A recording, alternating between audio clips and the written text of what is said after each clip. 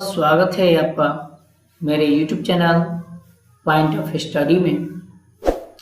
दोस्तों हम आज बात करेंगे क्लास 10 जो कि क्लास 10 का है।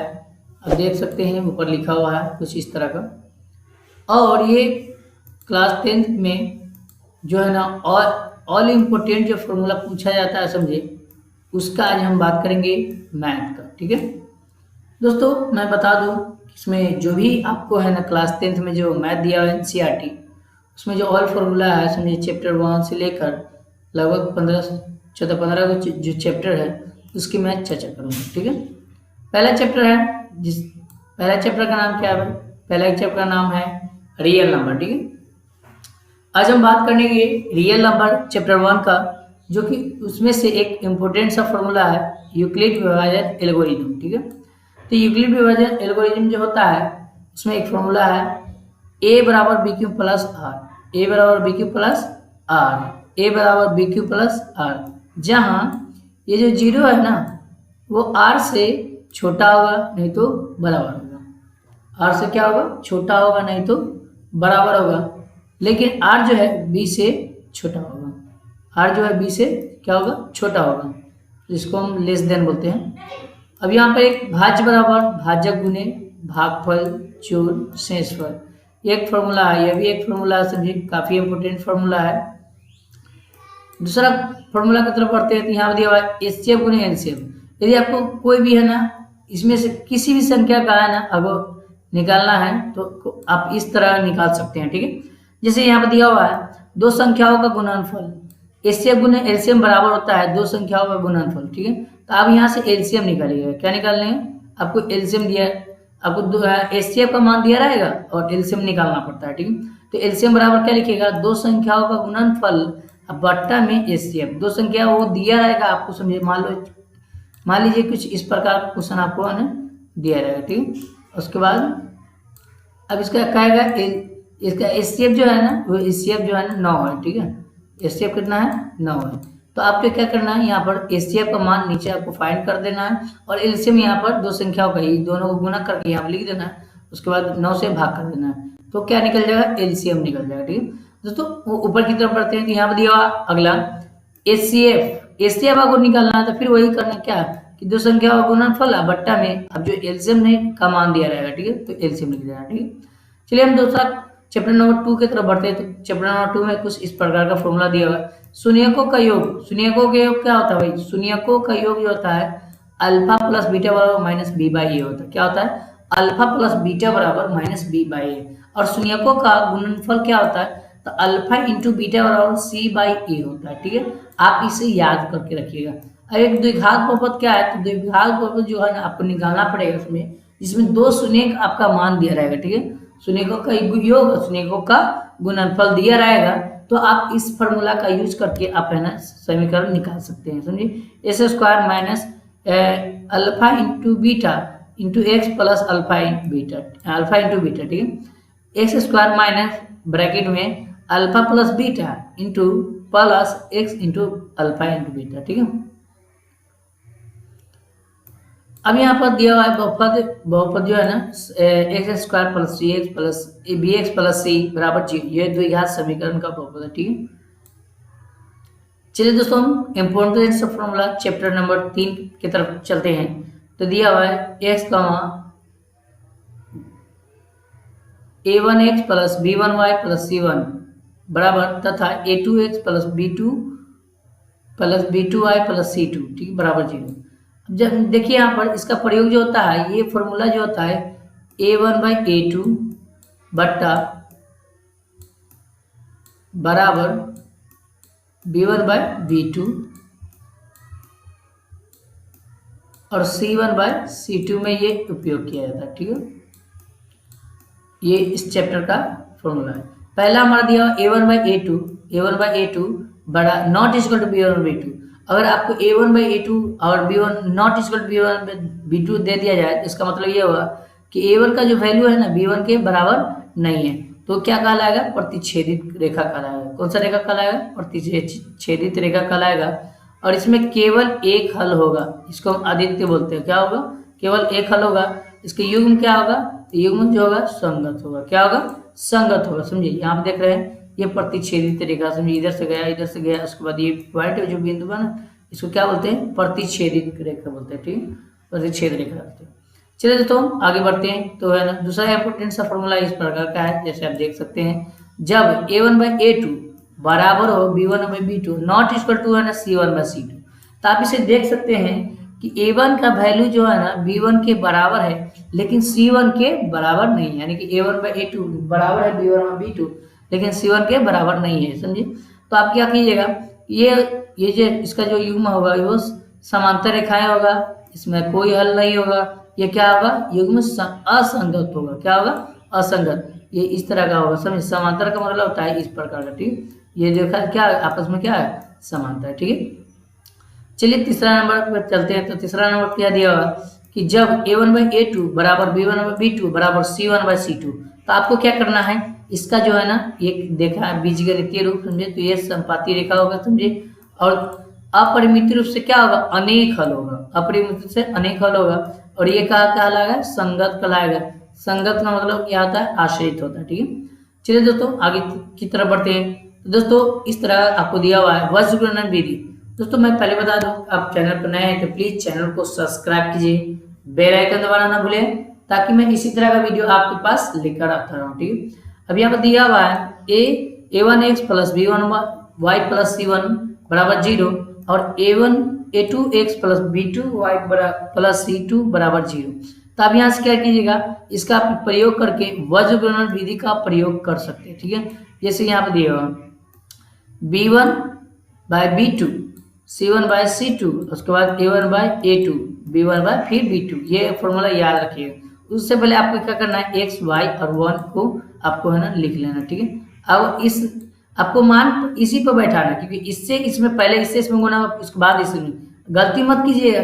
सबसे पहले आपको क्या करना है, ऊपर से नीचे में गुना कर देना। ठीक है, ऊपर से नीचे में गुना करना, उसके बाद ऊपर में गुना करना। ठीक है, तो यहाँ से आना, अब है ना गुना करेंगे। ठीक है, तो x यहाँ पे जैसे देख सकते हैं x लिखा हो ना, तो यहाँ से आप x लिखिएगा, अब बट्टा में इससे इसमें गुना करेंगे तो b1 इंटू c2, क्योंकि b है, b1 यहाँ पे क्या है, c2 है। ठीक है, अब माइनस, बीच में माइनस देना है, b2 इंटू c1, क्या है, b2 इंटू c1, फिर y ले लीजिए, बराबर करके y ले लीजिएगा, तो y बराबर जो आपको मान दिया हुआ यहाँ से यहाँ गुना करना, उसके बाद यहाँ से यहाँ गुना करना, फिर 1 ले लीजिएगा, फिर यहाँ से यहाँ गुना कीजिएगा, उसके बाद यहाँ से यहाँ गुना कीजिएगा। ठीक है, तो आप देख सकते हैं यहाँ पर सब कुछ लिखा हुआ, समझिए, कुछ इस प्रकार का।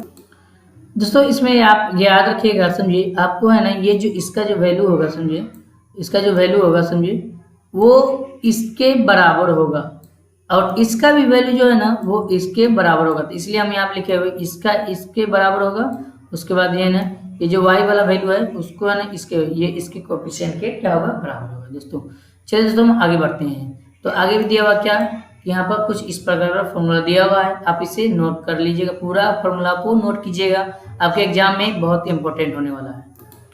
चलिए दोस्तों, जैसे यहाँ पर माने हुए यहाँ पर x जो लिखे हुए समझिए, उसको क्या करना, सबसे पहले आपको ले लेना। ठीक है, और इसके बराबर कर देना, जैसे यहाँ पर हम लिख दिए हैं, समझिए, इसके बराबर करना a1 b2 minus a2 b1, समझिए यहाँ पर लिखा हुआ है। ठीक है, उसके बाद फिर x ले लेना है, समझिए, उसके बाद जो है ना अब यहाँ से x निकालना। ठीक है, तो ऐसे आप क्रॉस मल्टीप्लिकेशन गुना कीजिएगा ना, आपको x निकालना होगा।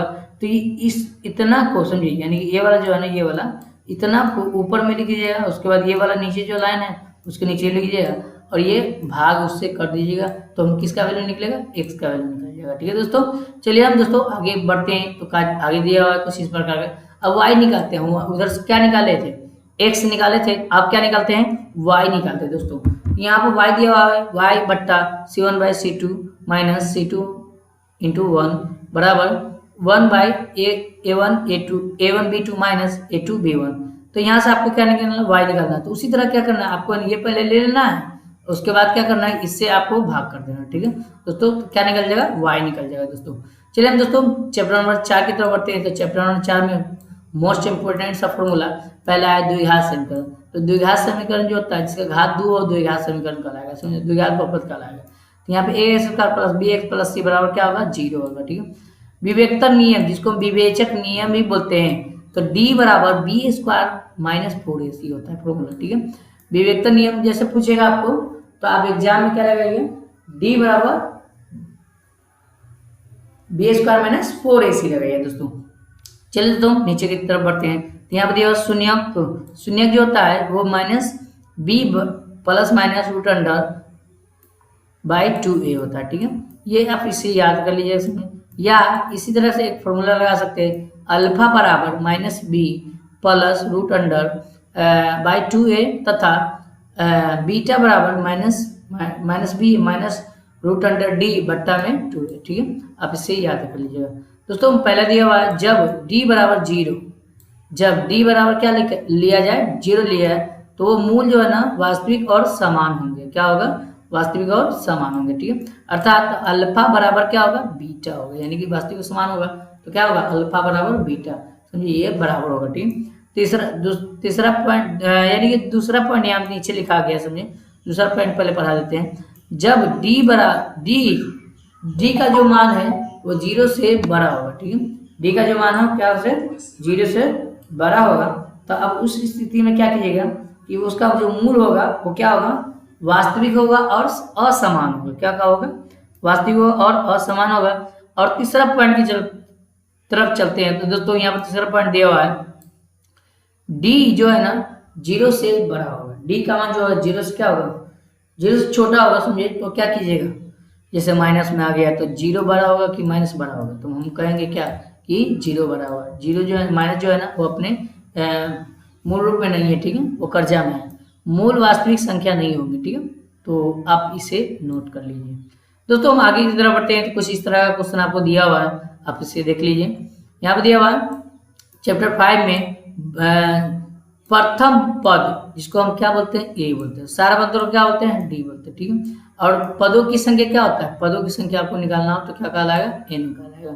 और एनवा पद जो होता है वो क्या होता है? A N. अगर है ना आपको एनवा पद निकालना है तो आपको ए एन का फॉर्मूला लगाना होगा। चलिए हम आगे बताते हैं यहाँ पर। और अंतिम पद जो होता है जिसको हम क्या बोलते हैं? एल बोलते हैं, ठीक है, लास्ट, ठीक है।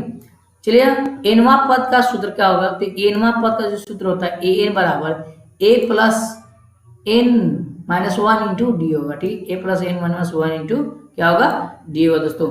चलिए हम आगे की तरफ बढ़ते हैं। यहाँ पर इन पदों का योग अगर पूछेगा आपसे एन पदों का योग, ठीक है, तब क्या लगाएगा? तो एस एन बराबर n by 2 into 2a plus n minus 1 into d होगा, ठीक है। आप इसे याद कर लीजिएगा, ये भी काफी इंपोर्टेंट सा फॉर्मूला है, समझे। आगे दिया हुआ है एन पदों का योग। अब यहाँ पे एन पदों का योग दोनों एक ही है, समझे। लेकिन थोड़ा सा मिस्टेक, क्या लास्ट में पद अगर इसमें दिया रहेगा तो क्या करना है आपको? N by 2 into a plus l ले लेना है, ठीक है। ये इसका फॉर्मूला आप करके यूज करके आप लिख सकते हैं।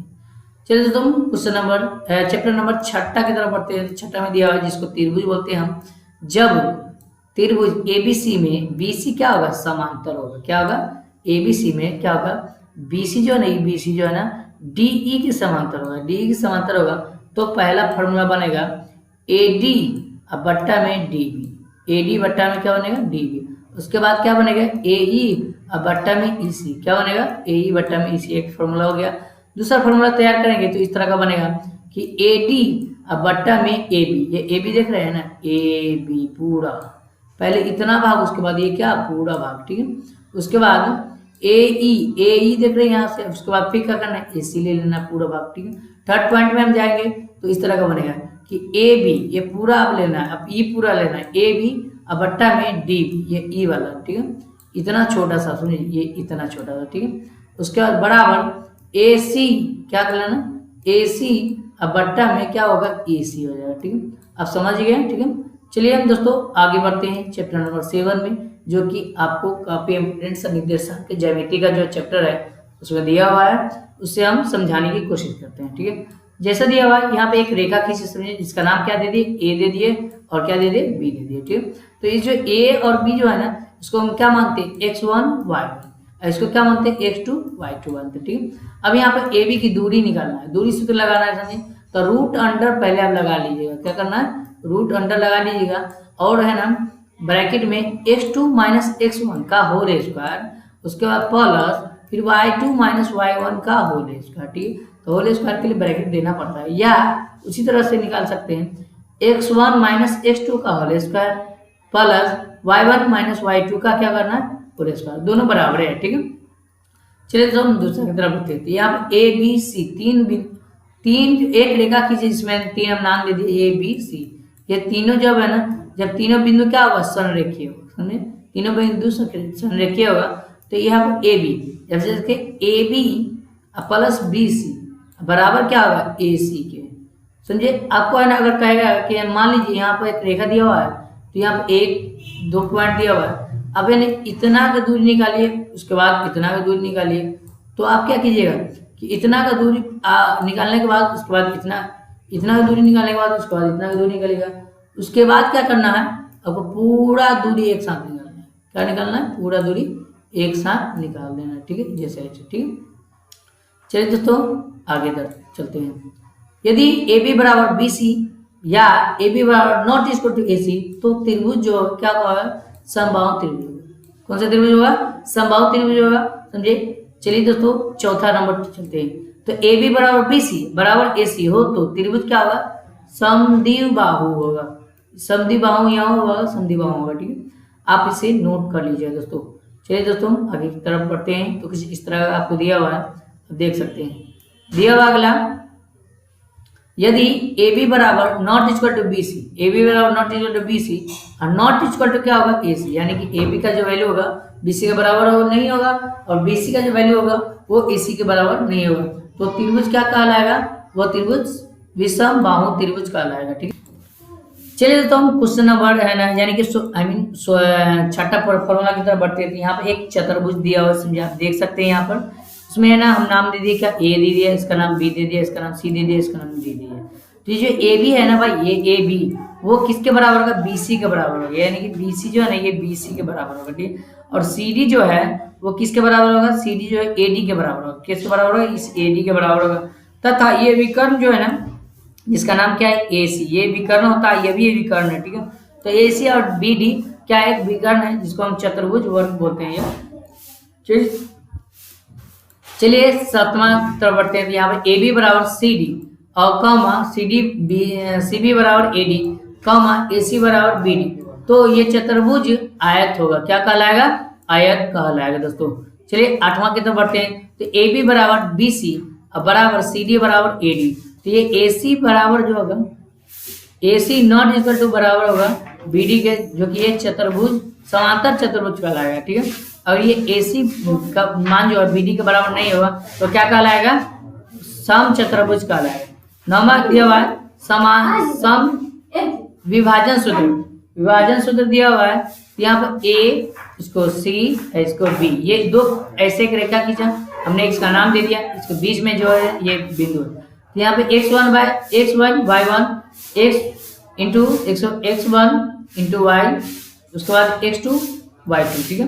अब ये जो है ना अनुपात जो है ना m1 अनुपात m2 में क्या करेगा, विभाजित करेगा, जिसको हम क्या बोलते हैं, विभाजन सूत्र बोलते हैं, ठीक है दोस्तों, विभाजन सूत्र। आगे दिया हुआ कुछ इस प्रकार का, x का निर्देशांक क्या होगा, तो m1 x2 plus m2 x1 अब बट्टा में m1 प्लस m2, ठीक है। ये फॉर्मूला है, ठीक है, आप इसे नोट कर लीजिए। चलिए दोस्तों आगे की तरफ बढ़ते हैं। तो y बराबर y का निर्देशांक क्या होगा, तो y, ये x का निर्देशांक था, ये y का निर्देशांक है, तो m1 y2 plus m2 y1 बट्टा में m1 प्लस x2, ठीक है।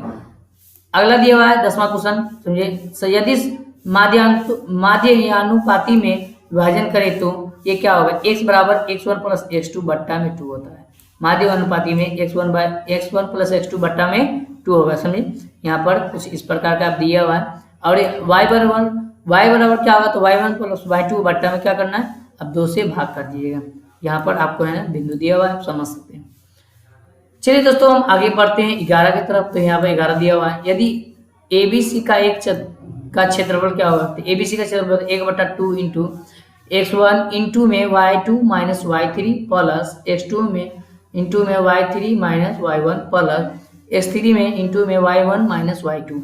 ये एक फॉर्मूला होता है, समझिए, आपके टेंड है, समझिए, एग्जाम में पूछे हुआ है, समझिए, काफी बेबी आई क्वेश्चन है, समझिए, आप इसे याद कर लीजिए, ठीक है। चलिए दोस्तों आगे बढ़ते हैं। यदि हम तीनों बिंदु संरेखीय, अब 3 बिंदु संरेखीय तो कौन सा फॉर्मूला है, ये फॉर्मूला लगेगा, ठीक है।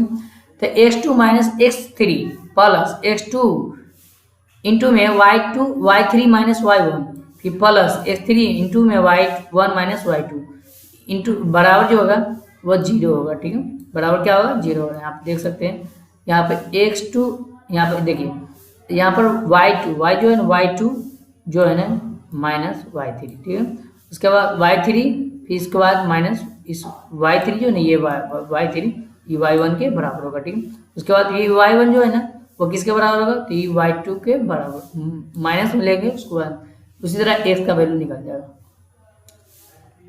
चलिए दोस्तों, हम काफी इंपोर्टेंट सा फॉर्मूला जो कि चैप्टर 8 का है, समझिए मोस्ट वीवीआई साइन थीटा बराबर क्या होता है दोस्तों, साइन थीटा बराबर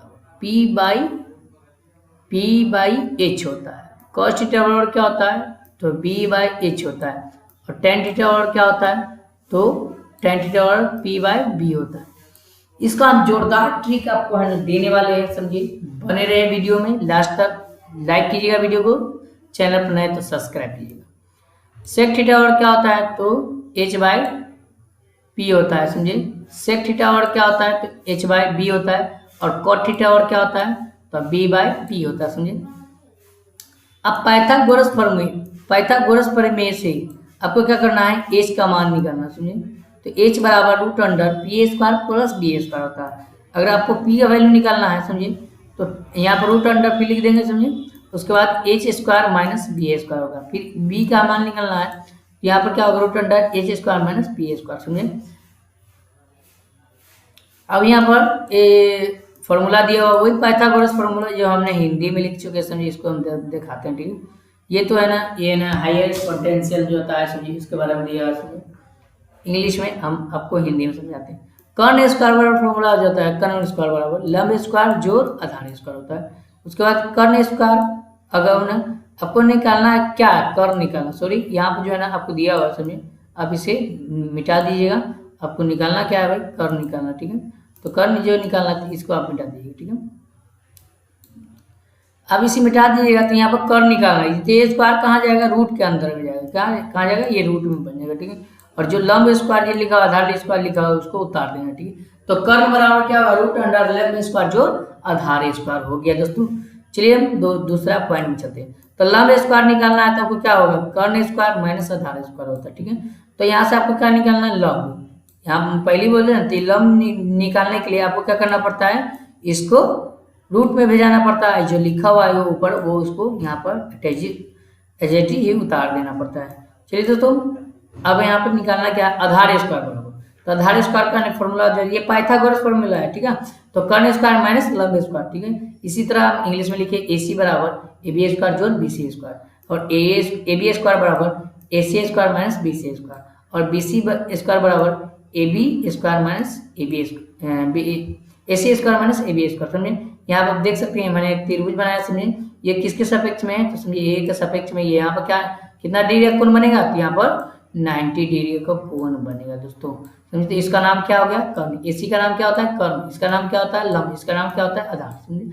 आगे चलिए दोस्तों बताते हैं, समझे। अब है ना फॉर्मूला है, समझिए। साइन ए बराबर क्या होता है, तो लंब बट्टा कर्ण होता है। ठीक है, कॉस ए बराबर क्या होता है, आधार बट्टा कर्ण होता है। और tan ए बराबर क्या होता है, तो लंब बट्टा आधार होता है। आप इसे आसानी तरीके से याद कर सकते हैं मेरे बाहुबली ट्रिक के द्वारा, समझिए। इंग्लिश में भी हिंदी में भी आगे हम बताने वाले हैं, समझिए। वीडियो में बने रहिए। चलिए हम दिया हुआ है कॉसेक ए बराबर क्या होता है, कर्ण बट्टा लंब होता है। सेक ए बराबर क्या होता है, कर्ण बट्टा आधार होता है। और कॉट ए बराबर क्या होता है, आधार बट्टा लंब हो जाएगा दोस्तों। इसी तरह इंग्लिश में दिया हुआ, समझिए, ए के सापेक्ष में यदि हम त्रिभुज लेंगे इस तरह का, समझे, तो ए के सापेक्ष में जाएंगे, ये ए है। ठीक है, ए होता है, उसके बाद ये होता है सी, इसका नाम क्या है, बी। तो ए के सापेक्ष में जाएंगे तो क्या होगा, अब सेक ए बराबर क्या होता है, तो ए बी बट्टा ए सी होता है। कॉट ए बराबर क्या होता है, तो यहाँ पर दिया हुआ है। आप देख सकते हैं यह इंग्लिश में हमने लिख चुका है, समझिए। इसके बारे में समझिए, आप इसे नोट कर लीजिएगा, समझिए। और है ना, आप जाना क्या है, तो सी के सापेक्ष में जाना, समझिए। ये सी सापेक्ष होता है। ठीक है, हमने यहाँ पर क्या लिया था, आपको सी बताया था लेकर। तो सी के सापेक्ष में जाना है तो उसको क्या करना है, यहाँ पर साइन सी बराबर जो होता है ए बी बट्टा ए सी होता है। ठीक है, इसका उल्टा हो जाता है, समझे। आप यहाँ पर चित्र के हिसाब से देख सकते हैं। अगर मैं ए के सापेक्ष में ले रहा हूँ, समझिए, तो ये आधार, ये कर्ण कहलाएगा और ये आधार कहलाएगा, ये लंब कहलाएगा। अगर मैं सी के सापेक्ष में लेता हूँ तो ये कर्ण कहलाएगा और ये जो लंब है ना, ये अब आधार कहलाएगा और ये आधार जो था ये अब क्या कहलाएगा, लंब कहलाएगा। तो आप इसे स्क्रीनशॉट लेकर आप लिख सकते हैं बिल्कुल आसानी से। अब हम बता रहे हैं बाहुबली ट्रिक से, रामबाण ट्रिक इसको बोलते हैं, समझिए, महाबाहुबली ट्रिक। अब यहाँ पर इंग्लिश में बोलते हैं P/B, पंडित बद्री प्रसाद, PBP का मतलब होता है पंडित बद्री प्रसाद हर हर बोल। क्या होता है, पंडित बद्री प्रसाद हर हर बोल, ठीक है। ये होता है साइन, ये होता है कॉस, यहाँ पर टेन होता है। इसका उल्टा कीजिएगा तो साइन का उल्टा जो हो जाएगा वो हो जाएगा क्या, कॉसेक हो जाएगा, ठीक है। और कॉस का उल्टा जो होगा वो सेक हो जाएगा और टेन का उल्टा क्या हो जाएगा, कॉट हो जाएगा। तो इसको क्या करना है, आपको नीचे कर देना है, ये पी को नीचे और एच को ऊपर। आप कॉसेक निकालिएगा तो एच ऊपर चला जाएगा, पी क्या हो जाएगा, नीचे चला जाएगा। और ये जो है ना, आपने सेक निकालना है तो ये एच ऊपर जाएगा और क्या होगा, बी नीचे चला जाएगा, ठीक है। तो आप इसे याद कीजिएगा। आप हिंदी में देखिए, ल आ ल आ क आ, ल आ ल क आ, ये फॉर्मूला है, समझिए, हिंदी वाले के लिए फॉर्मूला, ठीक है। चलिए दोस्तों आगे की तरफ बढ़ते हैं। तो कुछ आगे इस तरह का दिया हुआ है, समझिए, आप देख सकते हैं। अब है इसमें संख्यात्मक सारणी। दोस्तों ये संख्यात्मक सारणी जो है ना, इम्पोर्टेंट सा फॉर्मूला है। अब मैं बता दूं कि आपके त्रिकोणमिति में जो भी फॉर्मूला है, सारा इम्पोर्टेंट सा फॉर्मूला, आप इसे नोट कर लीजिए। अब यहाँ पर 0 डिग्री का मान, साइन 0 डिग्री का मान क्या होगा, 0 होगा, समझिए। साइन 30 डिग्री का मान क्या होगा, तो 1/2 होगा। और साइन 45 डिग्री का मान क्या होगा, 1/2 √2 होगा। और साइन 60 डिग्री का मान √3/2 हो जाएगा। और साइन 90 डिग्री का मान जो होता है वो 1 हो जाता है दोस्तों। चलिए दोस्तों आगे बढ़ते हैं। तो यहाँ पर cos थीटा यानी cos 0 डिग्री का मान 1 होगा। cos 30 डिग्री का मान जो होगा 3√3/2 होगा। उसके बाद cos 45 डिग्री का मान जो होगा वो 1/√2 होगा। और cos 60 डिग्री का मान 1/2 होता है। और cos 90 डिग्री का मान क्या होगा, 0 होता है। अब उसी तरह है ना, tan दिया हुआ था, tan का मान 0 डिग्री का मान 0 होगा। 45 का मान क्या होगा, 1/√3 हो जाएगा। उसके बाद 60 डिग्री का 45 डिग्री का मान जो होगा वो 1 हो जाएगा। और उसके बाद 60 डिग्री का मान √3 हो जाएगा। इसको हम क्या बोलते हैं, इसको बोलते हैं अपरिभाषित। क्या बोलते हैं, अपरिभाषित बोलते हैं, ठीक है दोस्तों। चलिए दोस्तों हम आगे बढ़ते हैं। तो cos थीटा बराबर 0 डिग्री का मान जो है अपरिभाषित होगा, समझिए। और उसके बाद 30 डिग्री का मान 2 हो जाएगा। यहाँ पर कुछ मिस्टेक हो गया था, इसे हमने काट दिया, बुरा मत मानिएगा, ठीक है। 45 डिग्री का मान जो है √2 हो जाएगा। उसके बाद 60 डिग्री का मान 2/√3 हो जाएगा। और 90 डिग्री का मान जो होगा वो 1 हो जाएगा। सेक थीटा का मान जो है 0 डिग्री का मान 1 हो जाएगा। उसके बाद है ना 30 डिग्री का मान 2/√3 हो जाएगा। उसके बाद 45 डिग्री का मान √2 हो जाएगा। उसके बाद है ना 60 डिग्री का मान 2 हो जाएगा। उसके बाद 90 डिग्री का मान अपरिभाषित होगा, ठीक है। तो कॉट उसी तरह यहाँ पर दिया हुआ सर, आप इससे आप नोट कर लीजिए। अगर आप इसे ट्रिक से याद करना चाहते हैं तो कमेंट बॉक्स में आप है ना लिख सकते हैं त्रिकोणमिति का ट्रिक वाला फॉर्मूला बताइए, तो हमने आपको है ना अगले वीडियो में बता देंगे, ठीक है दोस्तों। चलिए आगे हम बता रहे हैं। तो आगे कुछ इस प्रकार दिया हुआ sine square theta plus cos square theta बराबर क्या होता है, 1। ये आपके एग्जाम में ऑब्जेक्टिव में ये सवाल लगभग 2, 3 से 4 बार पूछे हुआ, आपके एग्जाम में भी आ सकता है, किसी तरह से आ सकते हैं। अब यहाँ से क्या निकालना है, साइन निकालना है। क्या निकालना है, साइन। तो क्या होगा, साइन बराबर के बाद क्या है भाई, 1 है। तो यहाँ पर क्या लिखा है, 1 लिखा जाएगा। और ये कहा जाएगा उधर जाएगा, तो ये प्लस में है, बराबर के उस साइड में जाएगा तो माइनस में हो जाएगा। तो ये फॉर्मूला क्या बन गया, यहाँ पे एक फॉर्मूला बन गया, समझे। इस प्रकार का साइन स्क्वायर थीटा बराबर था 1 - cos स्क्वायर थीटा के बराबर होगा।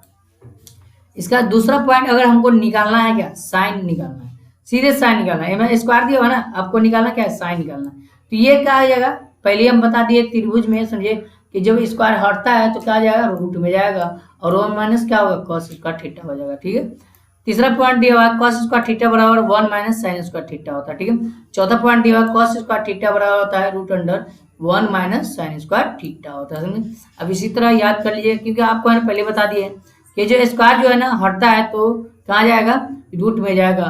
और ये है ना यहाँ से आपको निकालना है क्या, अब इसी से फॉर्मूला बना हुआ है, ये फॉर्मूला जो है ना चारों जो है इसी से फॉर्मूला बना हुआ है, ठीक है। आप इसमें कंफ्यूजन नहीं होइएगा।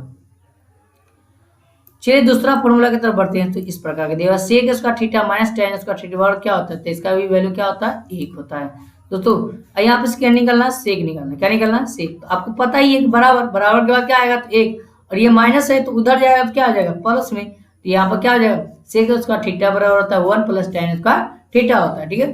दूसरा पॉइंट है ना कुछ इस प्रकार का दिया हुआ, आप देख सकते हैं सेक स्क्वायर थीटा बराबर होता है 1 माइनस 1। अब यहाँ से निकालना है क्या, आपको निकालना है सेक थीटा, तो ये स्क्वायर कहाँ जाएगा, रूट में जाएगा, और 1 प्लस क्या हो जाएगा, टेन स्क्वायर थीटा हो जाएगा। और उसी तरह चौथा पॉइंट इसमें दिया हुआ है, आपको निकालना क्या है, टेन, ये स्क्वायर कहाँ जाएगा, रूट में जाएगा, तो यहाँ पर सेक स्क्वायर थीटा माइनस 1 हो जाएगा, ठीक है। चलिए दोस्तों हम तीसरा करते बढ़ते हैं। तो यहाँ दिया हुआ है sec cosec square theta minus cot square theta बराबर क्या होता है, 1 होता है। Cosec theta minus cosec theta बराबर क्या होता है, 1। तो चलिए दोस्तों आगे दिया हुआ समझिए, आप यहाँ पर जा सकते हैं कि यहाँ पे आप कॉस स्क्वायर निकालना है, समझिए। तो कॉस स्क्वायर थीटा बराबर क्या होता है, 1 प्लस कॉटेक स्क्वायर थीटा होता है, समझिए। अब यहाँ से उसी तरह दूसरा निकालना है कॉसेक थीटा, समझिए। कॉसेक थीटा निकालना है, तो यहाँ पर आप स्क्वायर को हटा दीजिएगा तो क्या आ जाएगा, रूट में चला जाएगा, और 1 प्लस कॉट स्क्वायर थीटा हो जाएगा। अब निकालना क्या, हमको कॉट यहाँ से निकालना, क्या निकालना है, कॉट स्क्वायर थीटा बराबर क्या निकलना है कि ये कॉसेक लिखाएगा, उसके बाद ये जो है ना प्लस जो है ना उधर जाएगा तो क्या आ जाएगा, माइनस में जाएगा।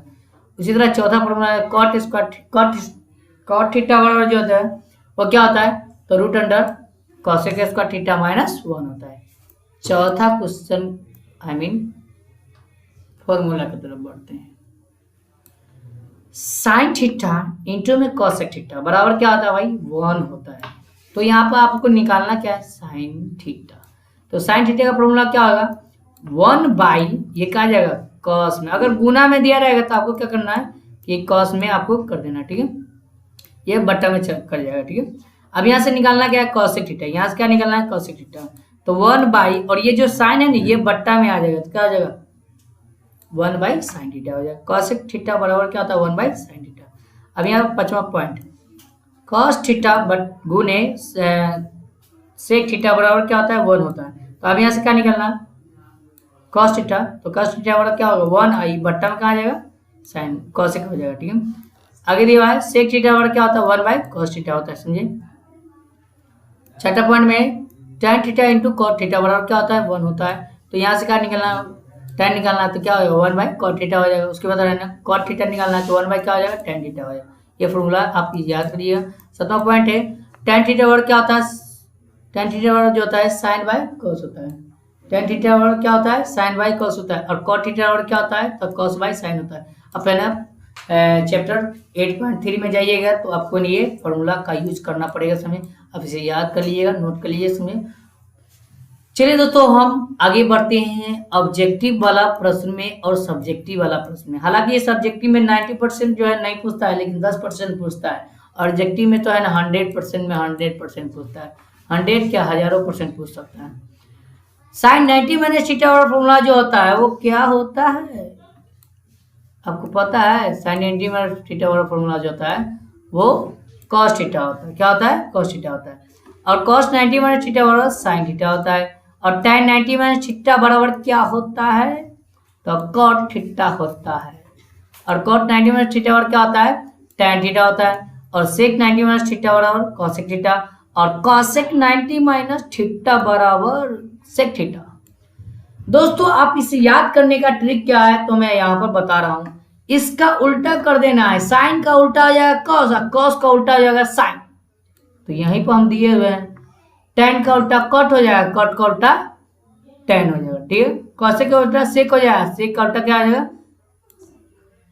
सॉरी दोस्तों यहाँ कॉसेक का उल्टा जो है सेक हो जाएगा, और सेक का उल्टा जो है कॉसेक हो जाएगा, समझे। तो आप इसे ऐसे भी याद कर सकते हैं, कैसे, भाभी बटा भाई, ठीक है। तो भाई को भाभी से पेयर कीजिएगा ना तो वही होगा।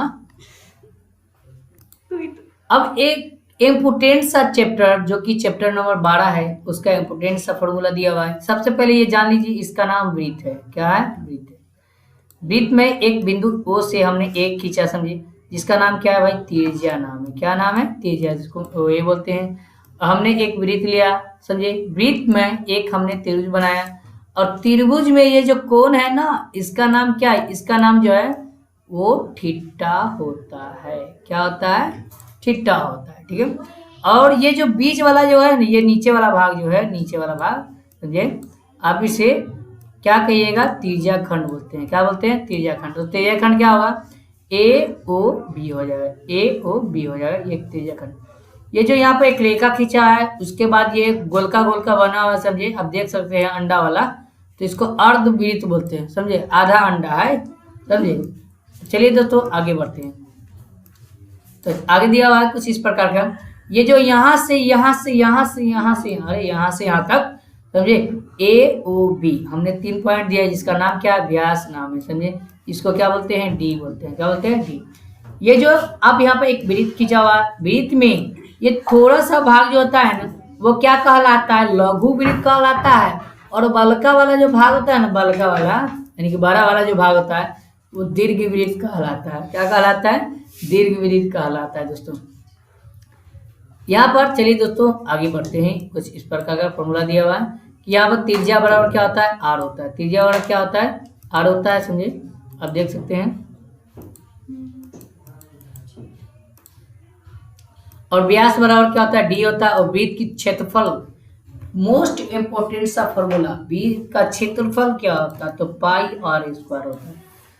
अब यहाँ से क्या करना है? त्रिज्या निकालना। अगर व्यास का मान दिया रहेगा तो त्रिज्या निकालना है। तो त्रिज्या निकालने के लिए सबसे पहले आपको क्या करना है? ये जो फॉर्मूला है ना, d/2, इसको लगा देना, d का मान रख देना, 2 से भाग कर देना, तो त्रिज्या निकल जाएगा। यहाँ पर व्यास का मान आपको है ना 100% दिया रहता है। ठीक है, आप उसे नोट करके रखिएगा। ठीक है, याद करके रखिएगा, बेटर रहेगा। आप याद करिएगा, आपके एग्जाम में ये आएगा। ठीक है। अब यहाँ से d निकालना है तो 2r, d निकालना है तो क्या निकालना है? 2r। त्रिज्या को 2 से गुना कर दीजिएगा तो d निकल जाएगा, यार व्यास निकल जाएगा। ठीक है। अब चौथा दिया हुआ है कि अर्धवृत्त का क्षेत्रफल, अर्धवृत्त का क्षेत्रफल क्या होता है? पाई आर स्क्वायर बट्टा में 2 होता है। 2 से भाग कीजिएगा अर्धवृत्त का क्षेत्रफल। 55 पॉइंट दिया हुआ है। चतुर्भुज चतुर्भुज का क्षेत्रफल क्या होता है? 1/4 पाई आर स्क्वायर या 90। मिस्टेक हो सकता है बोलने में, ठीक है, अब इसे बुरा मत मानिएगा। 1/4 पाई आर स्क्वायर या 90/360 गुने पाई आर स्क्वायर का। ठीक है। अगला दिया हुआ है त्रिज्या खंड का क्षेत्रफल, तो θ/360 गुण इंटू पाई आर स्क्वायर, θ/360 गुने पाई आर स्क्वायर होता है। ठीक है। अब गुना भी लगा सकते हैं, इंटू का मतलब ये होता है गुना होता है। चलिए तो हम आगे बढ़ते हैं। तो मोस्ट इंपोर्टेंट सा फॉर्मूला लेकर आया हूं आपके लिए, समझे, बने रहे इस वीडियो को लास्ट तक, समझे। दिया हुआ है लघु वृत्त खंड का क्षेत्रफल क्या होता है। तो लघु वृत्त खंड का क्षेत्रफल आपको पता है? नहीं पता तो हमसे सीखिए। ठीक है। θ/360 गुने pi r square minus 1/2 r square into sine होगा। इंटू का मतलब क्या होता है? पहले बता दिए, गुना होता है।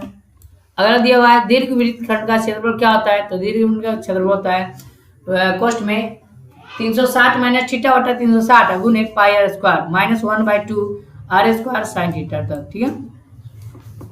चलिए देखते हैं 9वां पॉइंट में। तो वृत्त का परिधि क्या होता है? वृत्त का परिधि और परिमाप, वृत्त का परिधि और परिमाप जो होता है वो दोनों एक ही होता है। ठीक है। तो आप है ना, आप इसे याद रखिएगा, 2πr होता है। क्या होता है? 2πr होता है। वृत्त का परिधि और परिमाप क्या होता है? 2πr होता है, समझे। अब हम याद दिया व्यास, जिसको हम क्या बोलते हैं? डी बोलते हैं, समझे, डी। व्यास वाले वृत्त का परिमाप या परिधि क्या होता है? तो पाई डी होता है। क्या होता है? पाई डी।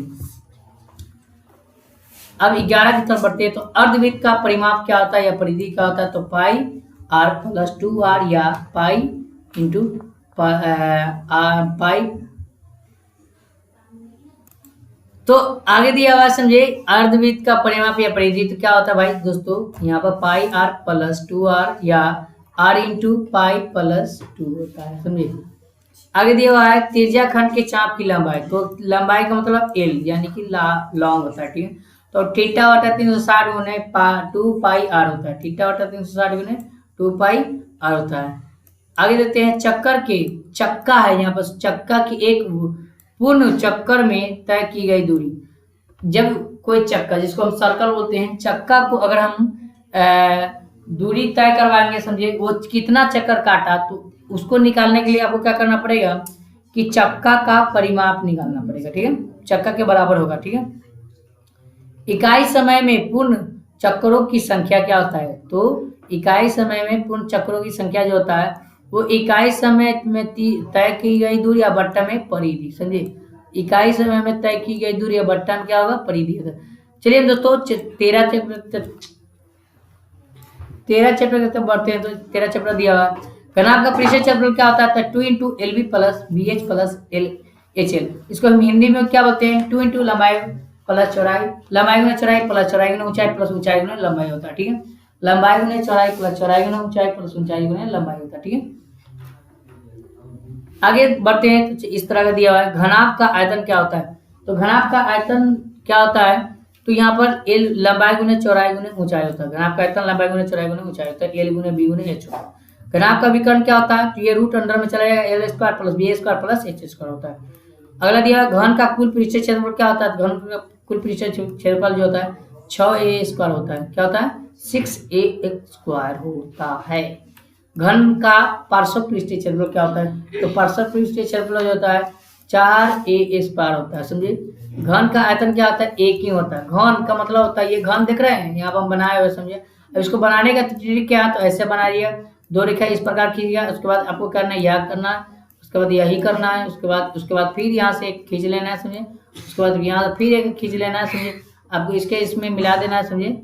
इसको इसके इसमें मिला देना, समझे। कुछ टेढ़ा उड़ा मर रहा है, समझे। सब बनाइएगा स्केल से, तब बन जाएगा सीधा, समझे। अब ऐसे मिला देना है आपको, समझे। इस प्रकार क्या होगा, घन बन जाएगा, ठीक। अगर दिया घन का विकर्ण क्या होता है, तो घन का विकर्ण जो होता है, समझे, इस प्रकार का होता है, समझे। √3a होता है, ठीक है। बेलन का आयतन, बेलन का कुल पृष्ठीय क्षेत्रफल पहले निकालेंगे, ठीक है। तब बेलन का कुल पृष्ठीय क्षेत्रफल जो होता है 2 pi r h plus 2 pi r square होता है, ठीक है। बेलन का वक्र पृष्ठीय क्षेत्रफल जो होता है 2 पाई आर एच होता है, ठीक है। 2 पाई आर एच होता है, ठीक है। आगे दिया हुआ है कुछ इस प्रकार का, बेलन का आयतन क्या होता है, बेलन का आयतन क्या होता है, तो पाई आर स्क्वायर होता है, पाई आर स्क्वायर एच। गोला का पृष्ठीय क्षेत्रफल क्या होता है, 4 पाई आर स्क्वायर होता है। क्या होता है, 4 पाई आर स्क्वायर। अगर दिया हुआ है, समझिए, अर्धगोले का पृष्ठीय क्षेत्रफल क्या होता है, तो 3 पाई आर स्क्वायर होता है, अर्धगोले का, समझिए। अब अर्धगोले का वक्र पृष्ठीय क्षेत्रफल क्या होता है, तो 2 पाई आर स्क्वायर होता है, ठीक है। गोले का आयतन क्या होता है दोस्तों, तो गोले का आयतन 4/3 पाई आर स्क्वायर,